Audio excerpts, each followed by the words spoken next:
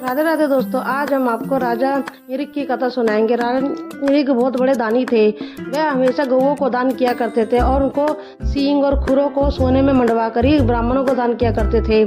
एक दिन जब वह दान कर रहे थे तब उनकी एक गाय जो थी वह रात्रि में खुलकर ब्राह्मण के घर से राजा की गौशाला में आके खड़ी हो गई और राजा को पता नहीं चला। राजा ने सुबह जब दान देना शुरू करा तब वह वापस से एक ब्राह्मण को दान कर दिया। जैसे ही वह ब्राह्मण ले जाने लगा रास्ते में, तब दूसरा ब्राह्मण ने देखा और वह पहचान गया कि ये गाय तो मेरी है। तब दोनों ब्राह्मणों में लड़ाई हो गई। तब उन्होंने कहा चलो राजा के पास चलते हैं। जब राजा के पास गए तो राजा निरिक बोले कि मुझसे शायद गलती हो गई है, आप मुझे माफ कर दीजिए। आप एक गाय को, कोई भी एक गाय छोड़ दो अपनी, आप चाहे उसे 1 लाख गाय ले लो। तब ब्राह्मणों को क्रोध आ गया। ब्राह्मण ने कहा तू तो गिरगिट की तरह रंग बदलता है, जा तू गिरगिट हो जाता। उनको एक श्राप मिल गया था और वे एक कुएं में रहने लगे। एक दिन जब भगवान श्री कृष्ण अपने पुत्रों के साथ भ्रमण कर रहे थे तब उनके पुत्रों को प्यास लगी और भगवान श्री कृष्ण ने जैसे कुएं में झांक के देखा तो एक बहुत बड़ा गिरगिट था।